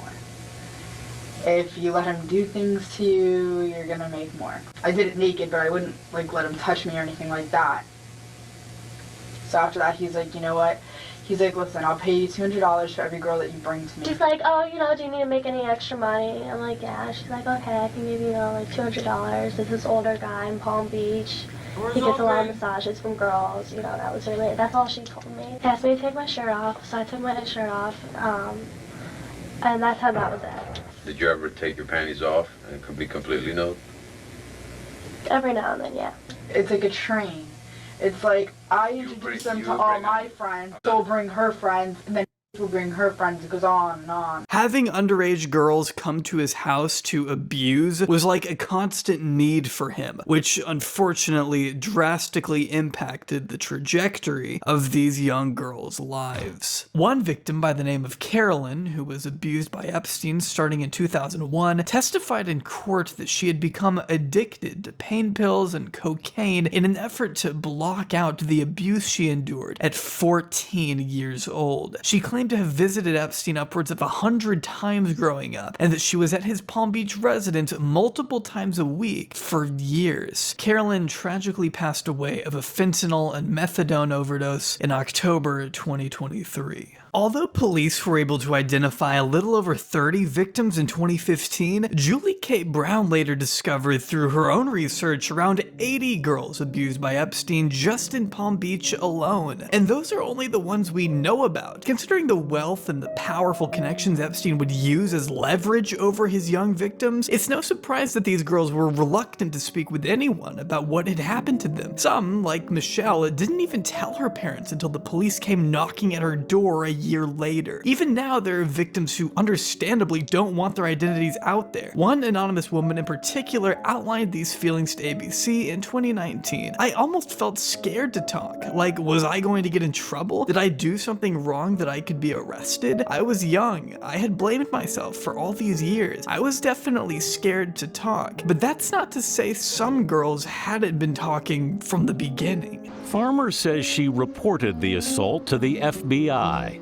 but she told us it wasn't for another decade, just before Epstein's first arrest in 2006, that an agent finally appeared at her door. Remember Maria Farmer, who I mentioned earlier, how she told police that Epstein assaulted her in Ohio? Well, unfortunately, that wasn't a lone incident. That same year, her 16-year-old sister, Annie Farmer, was also abused by Epstein and his then-girlfriend Ghislaine at their New Mexico ranch, with Annie writing in her diary at the time of how weird it was that Epstein had rubbed her hand and lower leg at a movie theater, before later being instructed by Ghislaine Maxwell to give Epstein a foot massage, with Ghislaine later touching the 16-year-old inappropriately in front of Epstein. Epstein also got into bed with Annie at one point during the trip. Maria's experience in Ohio was similar, with the couple essentially trapping her in the house and groping her in unison, mirroring each other's movements, as the New York Times put it. Maria claimed in an affidavit that Les Wexner's security staff essentially kept her there against her wishes for 12 hours after the assault took place. It was at this point that Maria and Annie realized what had happened to one another and tried to take action. Both sisters reported their experiences first to police, then to FBI, who did nothing, prompting the sisters to instead speak with Vanity Fair journalist Vicky Ward on the record in 2002. Being tasked with writing the now infamous profile The Talented Mr. Epstein for the magazine, you would think that Ward would obviously publish. It's a really weird It's a really weird situation because, like, on the one hand, you're like, well, that's odd that they didn't do anything. On the other hand, when you look at like these sorts of incidents, like whether it be domestic violence or whether it be sexual assault, cops, not even the FBI, but cops are notoriously bad at dealing with this stuff. The FBI, on the other hand, is supposed to be a little bit better at dealing with this stuff, especially considering that he's been dinged before. So that's part of the reason why it's like, I don't know, was this incompetence or was it deliberate?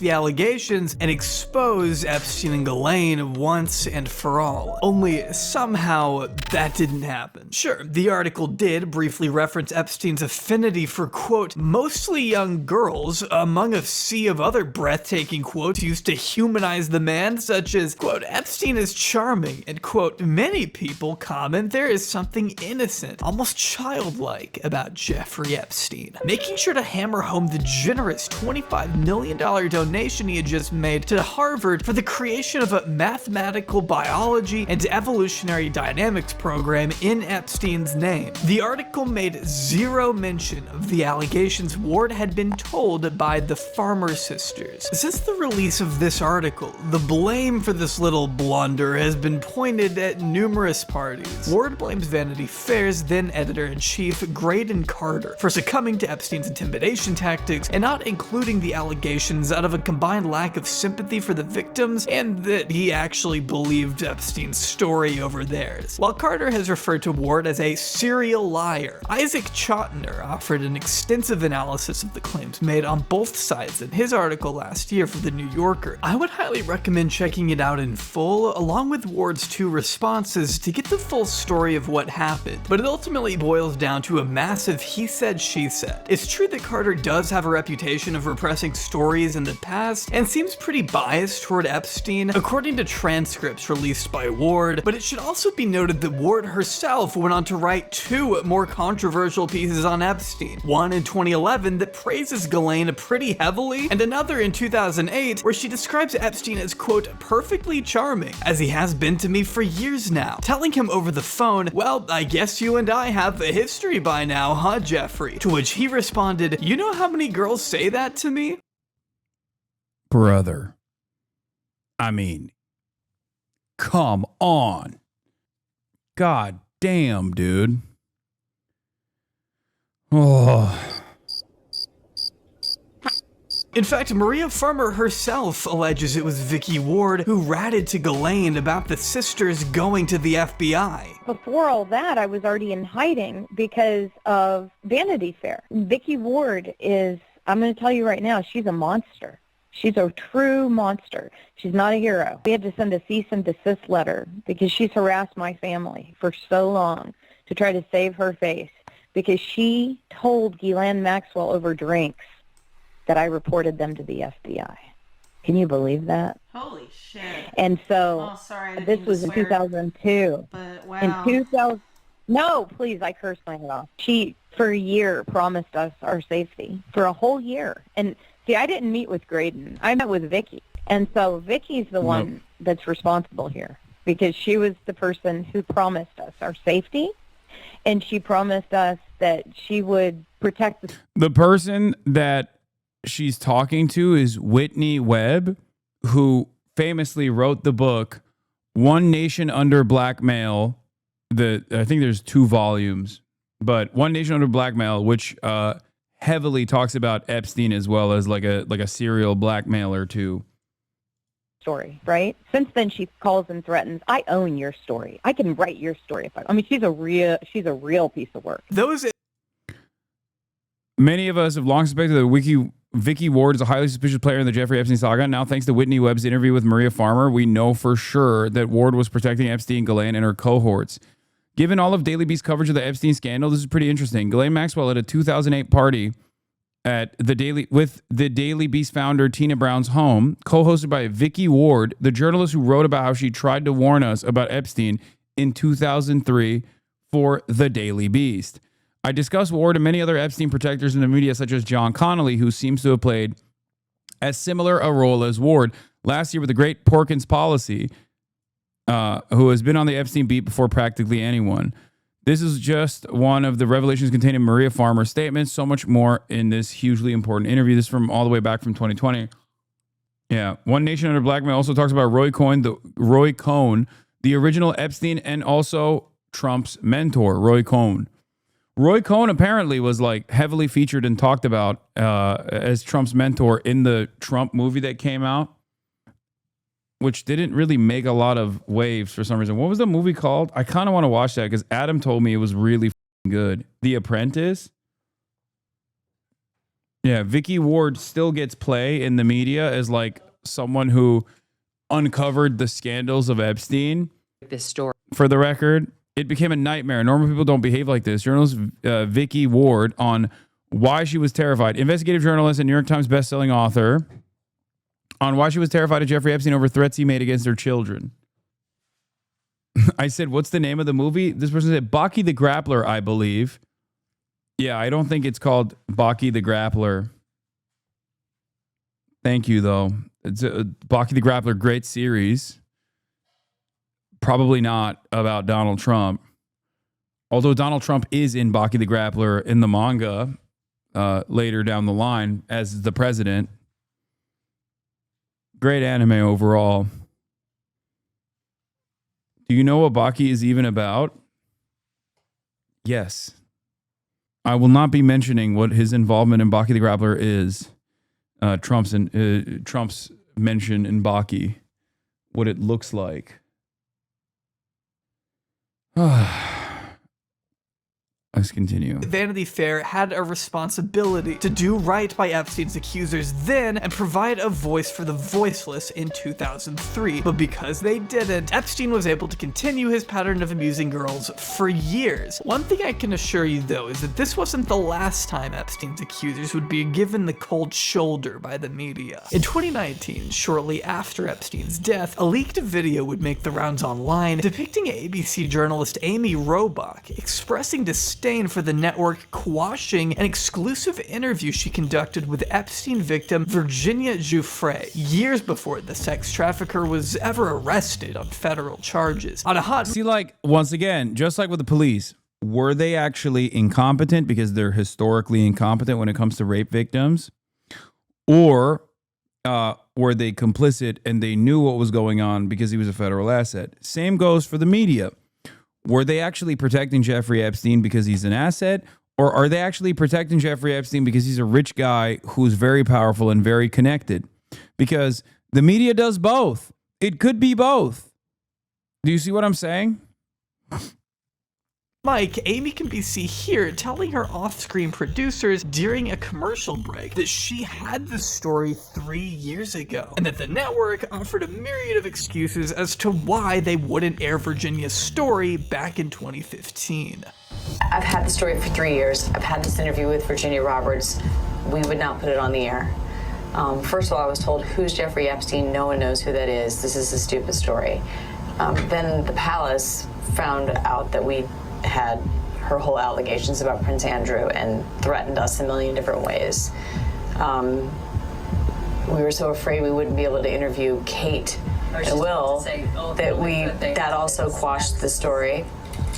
And then Alan Dershowitz was also implicated in it because of the planes.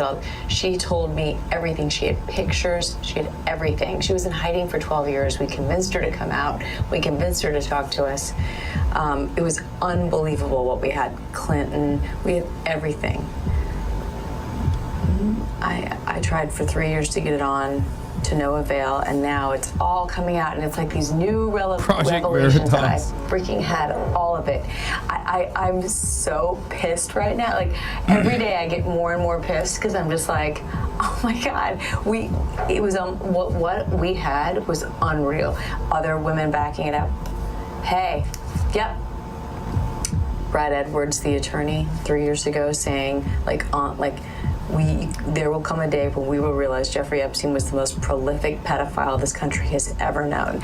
And I had it all 3 years ago. A big fact actor here seemed to be Queen Elizabeth's son, Prince Andrew, whose name you likely associate with Jeffrey Epstein already. It's true the two have been photographed together on numerous occasions. He did say in a hugely infamous interview after Epstein's final arrest that he weirdly did not regret his friendship with the sex trafficker, which is an insane thing to say, before stepping back from his royal duties in the wake of some pretty understandable outrage. Amy, though, says that it was partly the royal family who applied pressure on the news outlet after learning what Virginia's allegations were. As subsequent court documents reveal, Virginia stated under oath that Epstein and Ghislaine began trafficking her in 2000 when she was still a teenager, and that she was instructed by the pair to have sex with Andrew on 3 separate occasions in New York, London, and on Little St. James Island in 2001, claiming she was paid $15,000 in at least one of these instances. Somehow, as Business Insider recently reported, this allegation was not considered pertinent by the judge in this defamation case Virginia had brought against Epstein and Ghislaine. Despite this, widely circulated photos showing a 17-year-old Virginia standing next to Prince Andrew and Ghislaine Maxwell just hours before one of the assaults, according to Virginia. But because ABC chose not to air any of this in 2015, these claims were not made public until 2019, to which Buckingham Palace immediately denied just before Prince Andrew made probably one of the biggest PR mistakes I've ever seen in my entire life. This utterly painful that interview lives in my mind. There's so many different aspects of this, but like that interview was what a spectacular up that was for the royal family. It was so bad that they literally dropped him. The Queen disowned him, dude. That's where that famous I'm incapable of sweating because of a grave injury that I incurred in the Falklands War comes from. Or the, that's not the type of shirt I would have worn on a night like this. Like, Mr.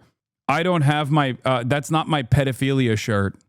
Incredible. View that has gone on to haunt Prince Andrew ever since was conducted by the BBC in November 2019. Yeah, this is my reaction to by it. His communications secretary, Jason Stein, who notably quit his job immediately after this thing aired, which says enough right there. If anyone was on the fence about Andrew's guilt going into this thing, they certainly weren't anymore. Actually, it's a very good opportunity, and I'm delighted to be able to see you today. Oh man, I'm sure you are. As you say, all of this goes back to your friendship with Jeffrey Epstein. It would be a considerable stretch to say that he was a very, very close friend. About 6 minutes in, we learned that despite visiting Epstein's Palm Beach mansion, flying on the Lolita Express, staying at his New York estate, and taking a trip to his private island, Andrew, who was serving on Britain's Full Stop campaign, aimed to stamp out child sex trafficking, ironically, has never once seen any indication of what the financier was really up to. But things only start to get worse when the interviewer asks about Epstein's 2006 indictment, which is also the same year that Andrew invited Epstein out to his daughter's 18th birthday party across the pond. But even Who dat? Oh, would you look at that? Shocking that Harvey Weinstein is right there. Oh no, I'm not talking to you. Austin just walked in.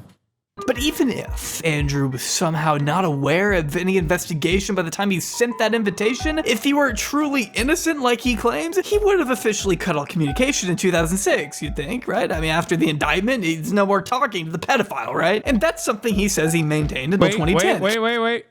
These photos are so crazy because it's like, what's that? Who's that in the background? Oh, that's right. The president and his wife. Every photo, dude. It's like, you know what's crazy? It's basically like Hunter Biden and his affinity for doing crack. He has to take a photo every time he does crack and wave his gun around. Donald Trump seemingly had to be in every photo with Jeffrey Epstein. Anytime this was photographed at a party, Donald Trump is right there, dude. Right there. You'd think, right? I mean, after the indictment, he's no more talking to the pedophile, right? And that's something he says he maintained until 2010. Keyword there, until 2010. Well, I ceased contact with him after I was aware that he was under investigation And that was later on in 2006. And I wasn't in touch with him again until 2010. So I just This is why I don't understand the point of this interview. You are admitting to millions of people that you knowingly hung out with a convicted pedophile. I still don't know why he did this interview. Like, I don't know why he thought this was a good idea. Why did he say any of these things in the interview? None of it makes sense. Like, was it the royal family that was like, you have to do this to like clear your name? But in that case, like, it's much better to just like ship him off to like, I don't know, another island that's far away. You're a royal. You don't have to answer to any of these things. I'm glad he did. 4 years after you say you cut him off. What, did you just change your mind? You were against pedophilia in 2006, but you got a change of heart in 2010, and we're supposed to think you're innocent? By December of 2010, you went to stay with him at his New York mansion. Why? Why were you staying with a convicted sex offender? Right. Now, I went there with the sole purpose of saying to him that because he had been convicted, it was inappropriate for us to be seen together. Well, that plan really worked out, huh? You were literally photographed with him on that trip. I felt that doing it over the telephone was the chicken's way of doing it. I had to go and see him and talk to him. Yeah, man, we wouldn't want to disrespect a convicted pedophile, would we? And we had an opportunity to go for a walk in the park, and that was the conversation, coincidentally, that was photographed, which was when I said to him, I said, look, because of what has happened, I don't think it is appropriate that we should remain in contact. Prince Andrew. Royals, man. They have a way with following protocol. Yes, you see, as royalty, it would be dastardly to not tell my former best friend that I could no longer establish contact aside from going to his house and doing a little bit of pedophilia for good old time's sake. You see, you have to do it. One last job, if you will. Ha ha ha. Thinks you are stupid enough to believe that someone just happened to snap a picture of him during the exact moment he was telling Epstein, hey man, you're a pedophile, we can't hang out anymore. Now, does anyone on the face of the earth believe that? You let him throw you a party with all those guests I mentioned earlier. We decided that we would part company, and I left, I think it was the next day. Yep, just had to get one more night in at the pedo palace, huh? He didn't go into any great depth in the conversation about what I was doing, or what he was doing. Very, very unfortunate Freudian slip there. Who advised you then that it was a good idea to go and break up the friendship? Did that come from the palace? Was Her Majesty the Queen involved? No. You can tell he's extremely careful in this interview not to implicate the rest of his, well, slightly important family. Almost like he knows he massively messed up and probably did some heinous things behind closed doors, which again begs the question, why did he agree to this interview? I mean, don't get me wrong, I love it. I wish everyone involved with Epstein did an interview like this. I keep going, Andrew, it's great. He threw a party to celebrate his release, and you were invited as the guest of honor.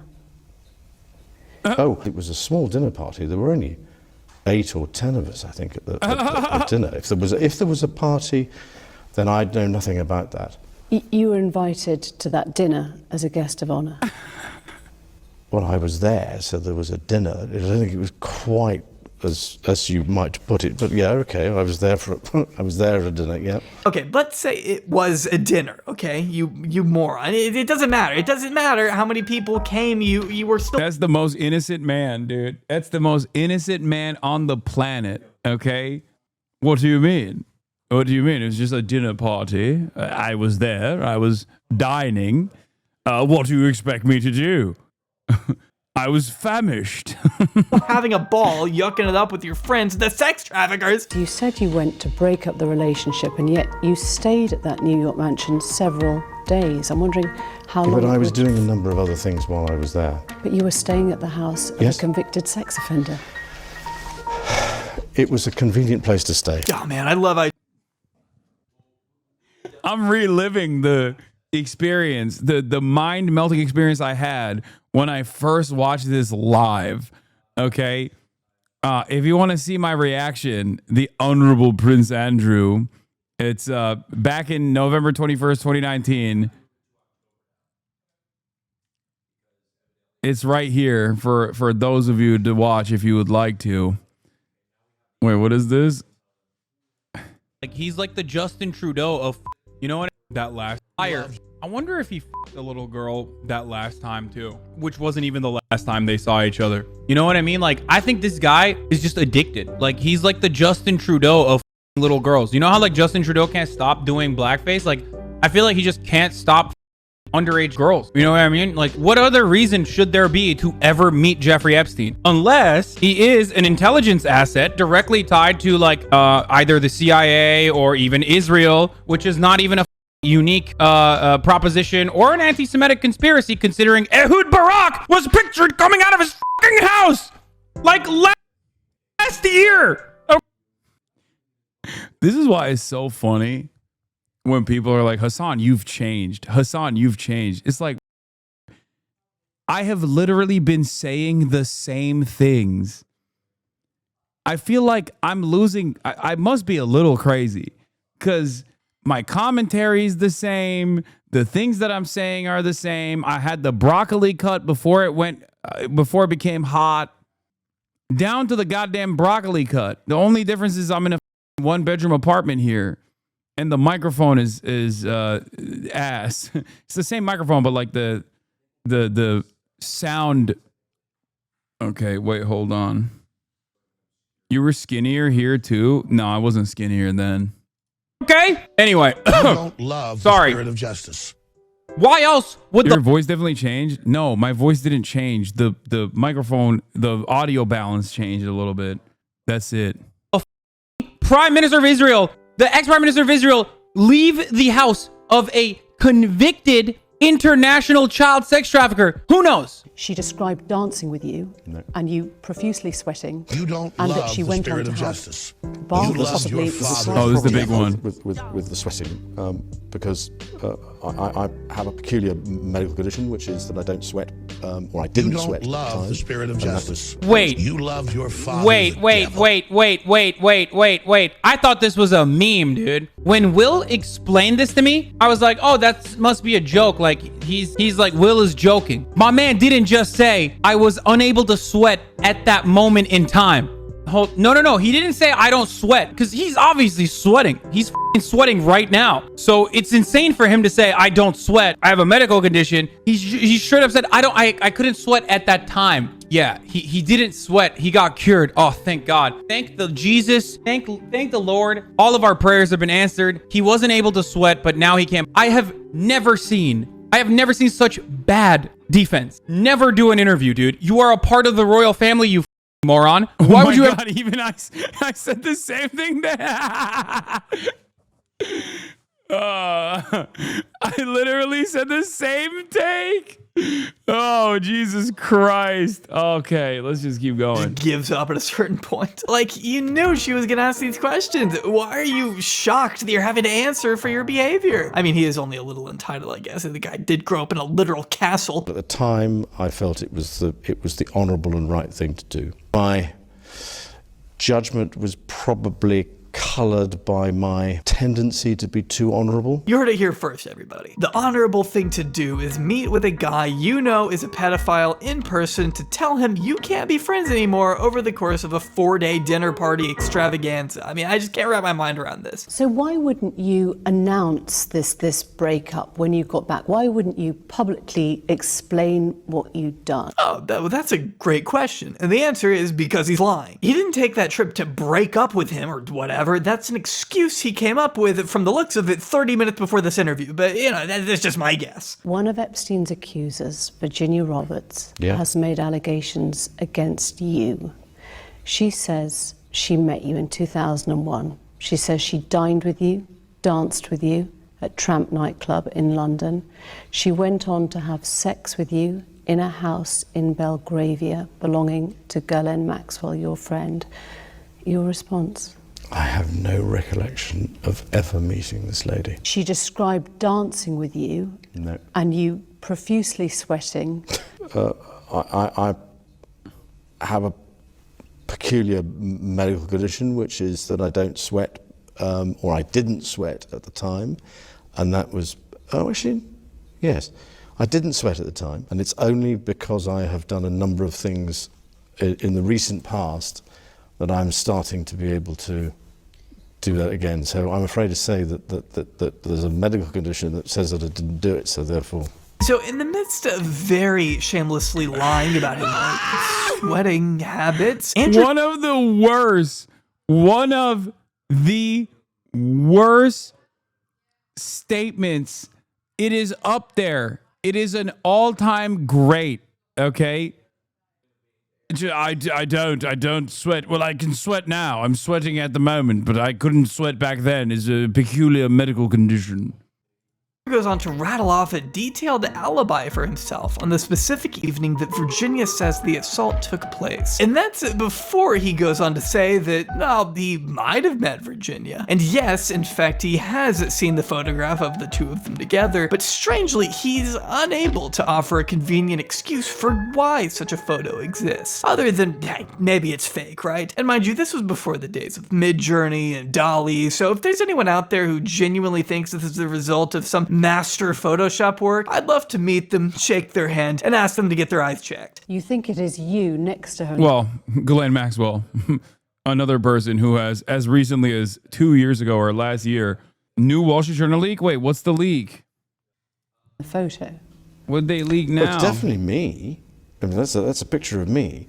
It's not a picture of. I don't believe it's a picture of me in London, because when I go out in London, I wear this one. A suit and a tie. Oh yeah, here's a photo of him in London without a suit and tie, by the way. He even looks like he's sweating a bit. If the first half of this interview was bad, the second half is almost unwatchable. He's stuttering all over the place, desperately in search for the right excuses, while knowing deep down there is no way he could sell this thing. He's struggling to remember even the most basic details of the defense his team no doubt coached him to say. When was your last contact with her? It was earlier this year, funny enough, in the summer. So even though he had by then been arrested and was facing charges of sex trafficking? No.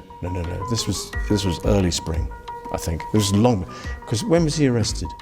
July. No, it was before July. And that was the last time? Yeah, because Did you discuss Epstein at all then? No, actually, funnily enough, no, not at all. It's just an awesome way to end it. So when did you see Ghislaine? This summer, after Epstein got caught? When was that? July? Oh yeah, that was way before that. Long time before that, I can promise you.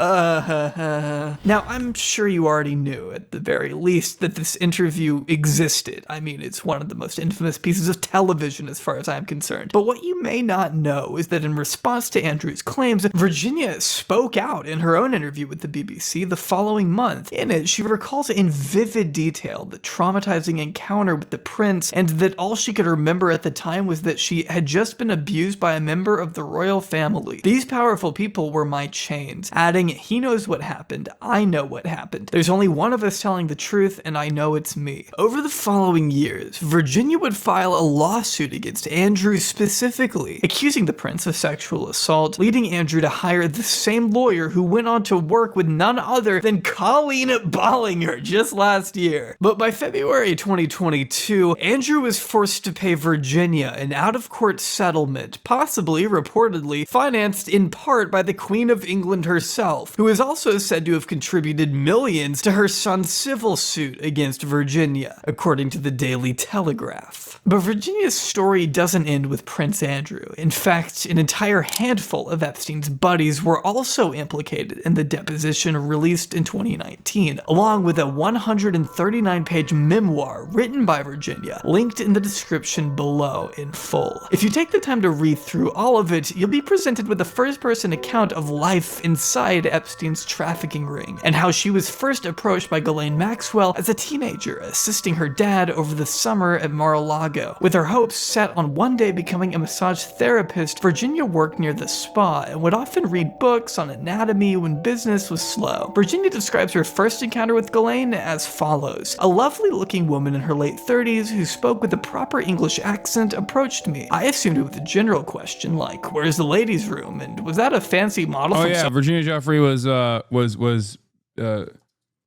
don't know what the proper term is, like coerced at Mar-a-Lago. She was groomed at Mar-a-Lago.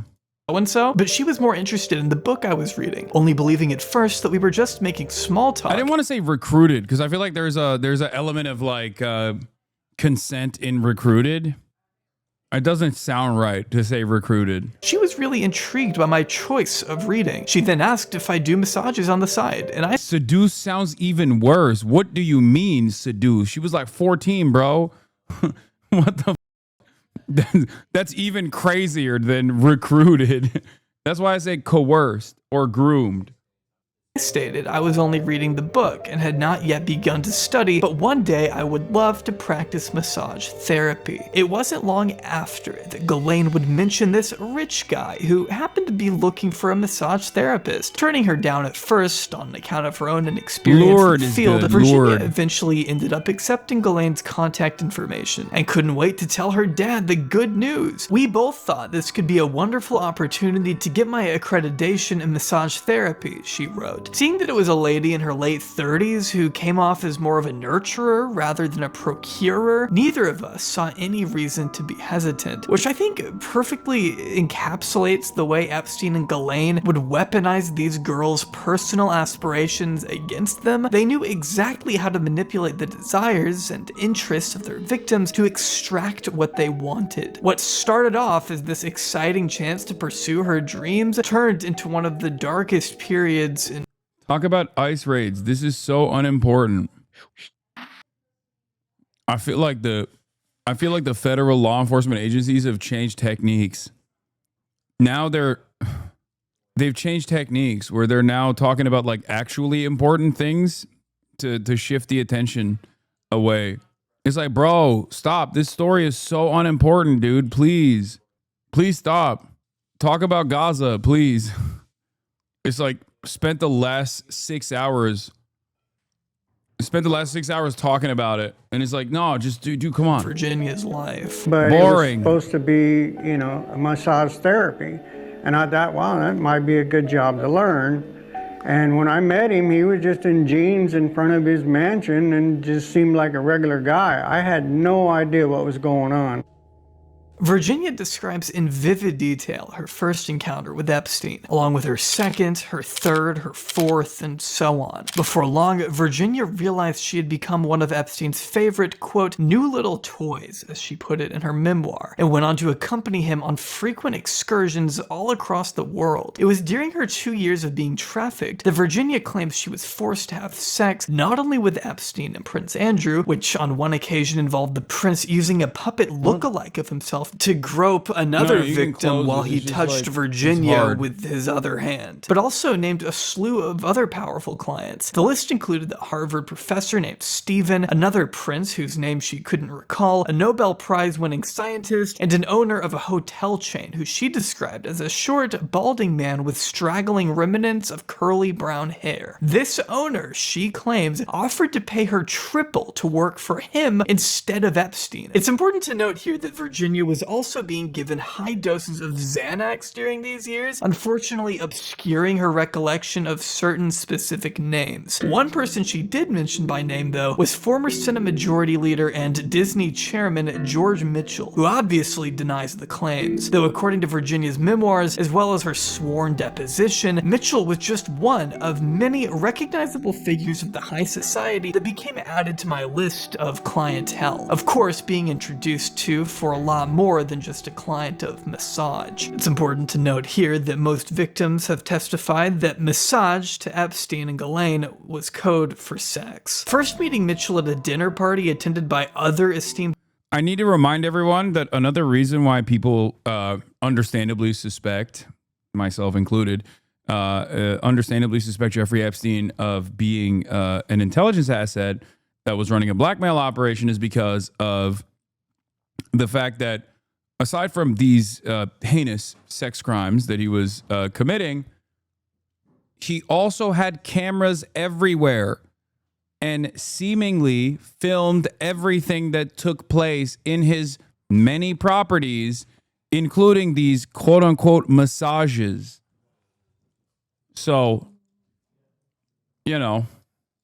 Billionaires and widely acclaimed scientists, Virginia wrote, "My body was put on the banquet menu." Other prominent figures Virginia named include the late governor of New Mexico, Bill Richardson, who we also know received thousands of dollars in campaign donations from Epstein, billionaire hedge fund manager Glenn Dubin, who Virginia says had sex with her while his pregnant wife was asleep in the next room. His wife being Epstein's former girlfriend, Eva Anderson, by the way. And of course, French modeling agent Jean-Luc Brunel, who Virginia says she was sent to have sex with at many places. But one man Eileen Ford does associate with in Paris is this man, the head of Karen. Another guy who just died under mysterious circumstances in prison, this time in Paris. Models, one of the largest and most prestigious agencies in the country.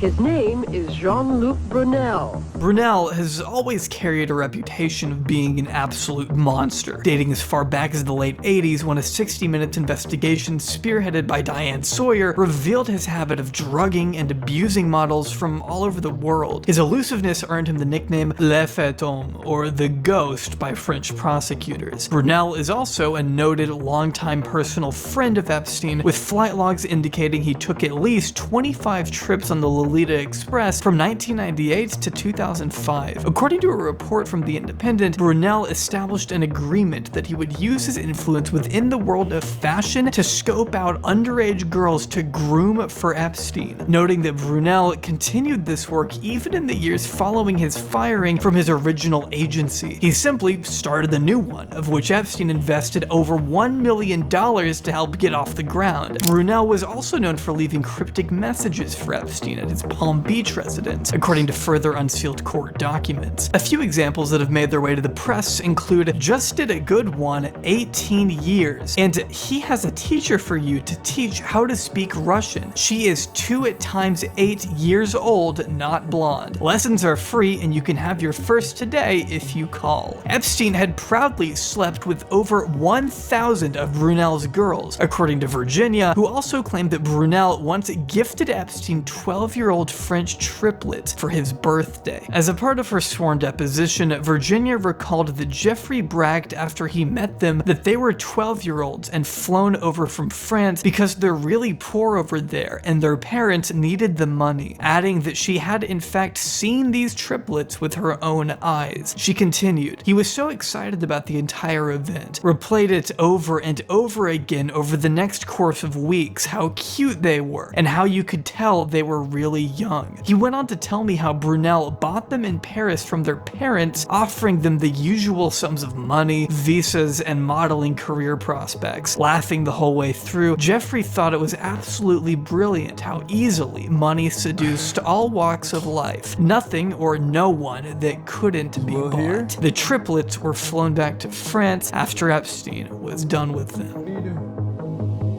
Another drink? Brunel unsurprisingly denied all allegations in 20. You have an appetite that needs to be stopped, okay? I need caffeine. This guy, bro. This guy, bro. 2 days in a row, I got. Oh my god. Why? Why are we up at 7:30 2 days in a row? I'm in streamer training camp. Oh, okay. I'm practicing before I go on my main channel. I'm proud of you. I'm proud of you, man. Not actually, it's just practice. It's not real. Okay. 2015. But following Epstein's arrest 4 years later, a new French investigation was launched into the disgraced modeling agent. And in December 2020, Brunel was finally arrested, taken into custody on charges of rape, sexual assault against minors, sexual harassment, criminal conspiracy, and trafficking human beings. While awaiting trial in February. Interesting hat. Interesting hat from Jean-Luc Brunel. Odd hat, dude. Anyway, I gotta end it here for now. I'll be back tomorrow for more. And we'll finish this video and maybe even dive into more Jeffrey Epstein stuff as well, depending on if there's more information coming out. But I have to go do the podcast right now. Hasan reaction is one of the best ones in the React channel.